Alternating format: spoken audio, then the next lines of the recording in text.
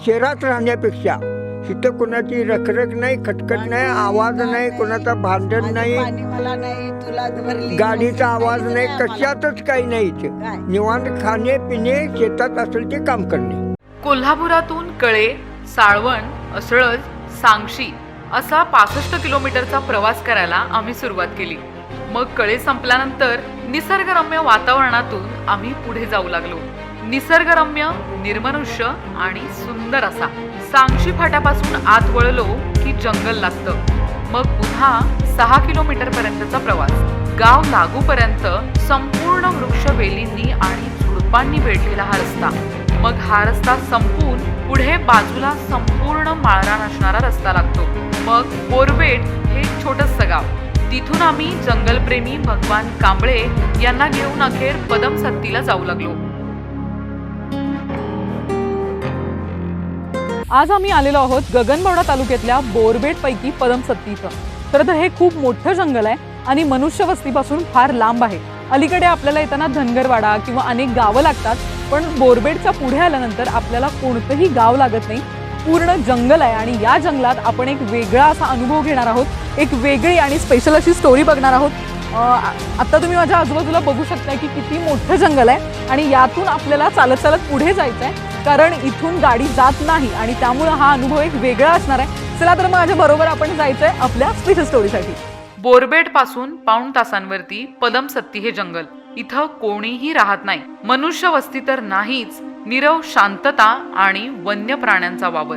अशातच इथं एक सुंदर मातीनं लिंपलेलं घर आहे. या घराच्या आवारात जनावरं, कोंबड्या आणि सुंदर शेती दिसून येते. डोंगरातून झिरपून येणारं शुद्ध आणि स्वच्छ पाणी इथं दिसायला लागतं. तर अशा प्रकारे आता आपण पोहोचले आहोत बोरबेट मधल्या पदमसत्ती इथं. आता मी आहे अशोक पाटील यांच्या अंगणात. खरं तर हे खूप सुंदर घर आहे. तुम्ही बघताय माझ्या बाजूला किती सुंदर घर आहे ते. पक्ष्यांचा आवाज, हे सगळं वातावरण आणि आजूबाजूची हिरवी गार झाडं हे त्यांच्या आयुष्यात खऱ्या अर्थानं रंग भरतात. आणि अशाच निसर्गरम्य ठिकाणी राहणाऱ्या या दाम्पत्याला आपण भेटणार आहोत आणि पुढची स्टोरी बघणार आहोत. जिथं मनुष्यवस्ती नाही अशा ठिकाणी हे दोघं पती पत्नी राहत आहेत. तर काका, तुम्ही या ठिकाणी राहायला आलात कसे? आलो म्हणजे आधी पूर्वी आमचे आजोबा आले. 1932ला आजोबांनी हे खरेदी केलं आणि आजोबा राहिले. मग त्याच्यानंतर आमचं चुलते मग इथं ते घर बांधून इथं राहू लागले. मग त्यांची मुलं, बायका, पोरं. आणि त्याच्यानंतर मग आम्ही जसं शिक्षण आमचं झालं, माझं 1965ची 11वी नापास आहे मी. त्यावेळेला 11वी होती. मग ते नोकरी लागली मला इलेक्ट्रिक बोर्डात.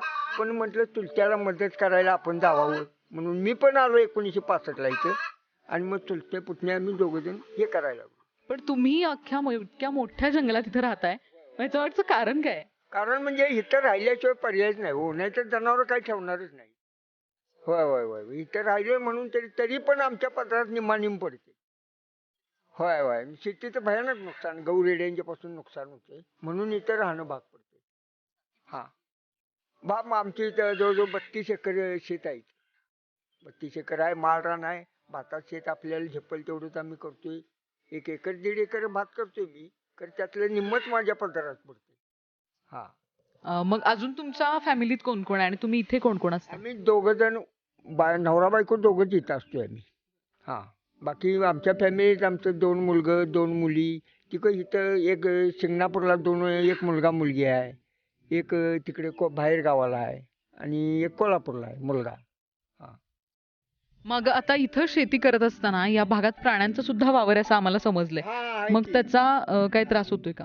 प्राण्यांचा त्रास म्हणजे काय, गौरेड्यांचा जास्त त्रास आहे आम्हाला.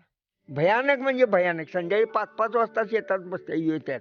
मग त्यावेळेला आम्ही काय करायचं, डबा वाजवायचा किंवा फटाकडी असली तर ती वाजवायची. नाहीतर रात्र झाली की लाईट पडायची. लाईटचा फोकस पाडायचा आणि त्याच्यावर मग ते पडते. होय, भीती वाटतेच की. अहो, माणूस आहे तिथं भीती आहेच की आम्हाला. होय, भीती आहे तर. जमिनीवर तसा आम्ही त्याच्या पाठलाग करत नाही. झाडावर मचान बांधलेला आहे त्याच्यावर हे करतो. कारण कसं असतंय, एखादं आपल्या जनावरात एखादं मस्तवान जनावर असतं, तसं त्यात सुद्धा मस्तवान आहे. हा, मग ते काय करते, डायरेक्ट माणसावर चाल करते. हाय, आणि कळपाची जे गौरेडे असतात ते जरा जरी बोललेला आवाज आला तरी पळून जाते. तर आता एवढं सुंदर ठिकाण आहे म्हटल्यानंतर इथं तुमच्याकडे काही लोक वगैरे हे ठिकाण बघायला किंवा येतात का? कोल्हापूरची भरपूर आहे. कोल्हापुरात अशोक पाटील म्हणले की हा पदमसती बोरबेट असं सगळीकडे आम्ही प्रसिद्ध झालोय आता.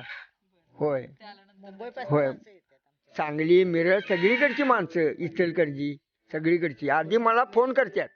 फोन करायचा, आम्ही येणार आहे, आम्हाला भाकऱ्या पाहिजेत किंवा काय पाहिजे आधी सांगतात आम्हाला. होय, मग आम्ही ते आधी त्याचनी कसं असतंय 2 दिवस आधी आम्हाला सांगतात. मग दळप बिळप करून ठेवायचं. मग ते आम्हाला 15 रुपये प्रमाणे भाकरीचे पैसे देतात. जेवण करून पाहिजे असले तर त्या मनाने पैसे देतात. हां, आता मग प्रश्न उरला की तुमची दररोजची जी कामं आहेत किंवा काही सामान वगैरे लागलं तर ते आणण्यासाठी मग तुम्ही कसं करताय? ते अर्जंट जर असलं तर बोरबेटातनं आणायचं, नाही तर मग कोल्हापूरला भाऊ आहे त्यांना सांगायचं बाबा अमुक वस्तू मला लागणार आहे, मग ते पोच करून परत जातात. होय, आता हे ठिकाण तर एवढं सुंदर आहे, तुमच्याकडे काही लोक सुद्धा येतात असं तुम्ही म्हणताय, पण त्या लोकांच्या व्यतिरिक्त इथं अजून काही लोक येणारे असतील तर त्यांच्यामुळे तुम्हाला काही उपद्रव होणं किंवा इथल्या निसर्गाला काही हानी पोचणं असं काही तुम्हाला अनुभवायला येतं का? नाही आतापर्यंत तसं काही निसर्गाला त्यांनी काही हे केलेलं नाही आहे. फक्त येणार काहीतरी शेकोटी वगैरे पेटवत जरी असली तरी आम्ही सांगतो बाबा तिकडे शेकोटी पेटवू नका, जंगलात जाऊ नका, जनावरांनी हे करू नका, असं आम्ही त्यांना सूचना करतोय. की तुम्हाला कसं वाटतं इतक्या वर्षापासून तुम्ही इथे राहताय आणि शेती वगैरे करताय? आम्हाला कसं आत इथं राहिल्यावर आम्हाला जरा बरं वाटतंय आणि बाहेर गेल्यावर कोल्हापूरला इकडे गेल्यावर आम्हाला काही गमत नाही काय नाही आणि आम्ही आपलं इथंच राहतोय. 1-2 दिवस कसं तरी आम्ही काढतो कोल्हापूरला गेल्यावर आणि मग आता आम्हाला घालवा म्हणून सांगतोय, आमचं आम्ही निघून येतो. काकी मस्त सुगरण आहेत आणि त्यामुळे इथं जे लोक येतात ते त्यांच्या हातचं खायला स्पेशली येतात. तर इथं प्राण्यांचा वावर असतो. मग तुमचा असा एखादा अनुभव आहे का की तुम्हाला कुठल्या प्राण्यांनी त्रास दिलाय किंवा तुम्हाला काहीतरी हानी पोचवली असं कधी झालंय का? मला गव्हाण मारल्यावर पोरं आमची लहान होती छोटी छोटी आणि त्यामुळं गव्हाण मारलं. मग मी रात्रभर ह्यांनी घरात नव्हतं आणि गव्हाण मारल्यावर मी रात्रभर रानात पडलेलो होतो. सकाळची गुरुकी बोरबेटची गुरुकी आल्या सगळी माणसं जनावरं घेऊन. तेव्हा बघतात तर आमचं सगळं दार बंद होतं, दार उघडीच होती आणि शोधायला लागली तर इथं कोण आलेलं पण नाही काय नाही. वहिनी कुठे गेली म्हणून सगळीजण हुडकायला लागल्या. तर त्या बायका 2 जणी होत्या, त्या म्हणाल्या पोर कुठं जात नाही आणि कशी काय गेली आणि एकटी कशी काय गेली म्हणून त्या हुडकायला लागल्यावर बघतात तर त्या शेतात एक पोस्टर हातरलेला होता मॅट.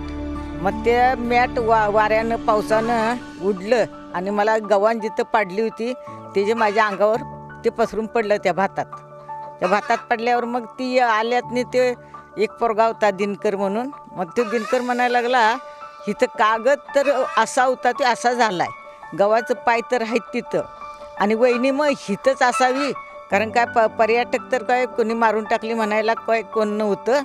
आणि आता काय मग पोस्टर मग ती पोरं बोलवली, त्या बायका 2 बोलवल्या आणि त्या बायकाने मग ते पोस्टर काढलं, माझं नेसनसारखं केलं आणि मला धरून कांदा लावून घरात आणली. तर हे दाम्पत्य पहाटेपासून आपली वेगवेगळी कामं करण्यात गुंग असतं.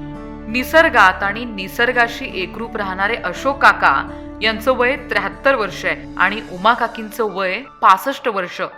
पण तरुणांनाही लाजवेल अशा पद्धतीनं निर्धास्त आणि मनसोक्त शेतीची कामं करत त्यांचा दिवस मस्त निघून जातो. या सुंदर मातीनं लिंपलेल्या घरात त्यांचा देव्हारा सुद्धा तेवढाच सुंदर आहे. या जंगलात खरं तर ते दोघेच राहतात, पण दरवर्षी गणेशोत्सव मात्र मोठ्या उत्साहानं साजरे करतात. खरं तर 1965 पासून त्यांच्या घरी लाईट सुद्धा नव्हती, पण गेल्या 1.5 वर्षांपासून त्यांना माजी आमदार चंद्रदीप नरके यांनी त्याची व्यवस्था करून दिली आहे आणि त्यामुळं त्यांची चांगली सोय झाली आहे. ही सगळी माहिती देताना काकींनी आम्हाला मस्त असा चहा केला आणि त्याचा आस्वाद घेत आम्ही त्यांच्याशी बोलू लागलो. त्यावेळी मात्र त्यांना थोडंसं भरून आलं, कारण कोरोनाच्या काळातही त्यांना कोणतीच मदत झाली नाही. ते त्या ठिकाणी राहतात ते हौस म्हणून नाही, तर शेती आहे म्हणून आणि नाईलाज म्हणून राहतात.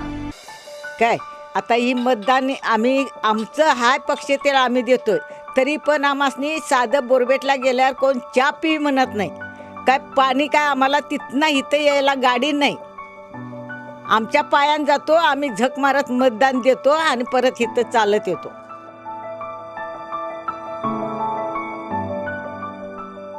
आम्हाला रेशन, आम्ही 2 माणसं आहे, आमची सरकारनं जरा तरी चौकशी करावी. काय ते आता पेन्शन चालू झाल्यात बायकासनी अर्ध्या वयाचे, परत हे झालं ते सुद्धा आम्हाला अजून ताकद काही नाही आहे. काय आम्हाला मिळवाय कुठं बाहेर जाता येत नाही. आम्ही मोडकी माणसं. आमचं कोणी राबायचं, कोणी हे करायचं, आम्हाला आलेलं एवढं चटणी मीठ आपलं साठून आम्ही त्याच्यावर वगत काढतोय.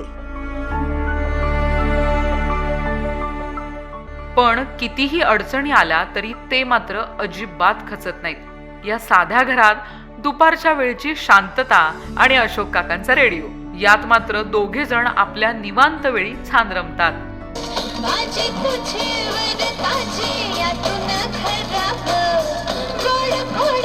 पाटील काकांच्या अंगणात दररोज बिबट्या आणि अस्वलाचे ठसे पाहायला मिळतातच आणि ते आता त्यांना नित्याचं झालंय.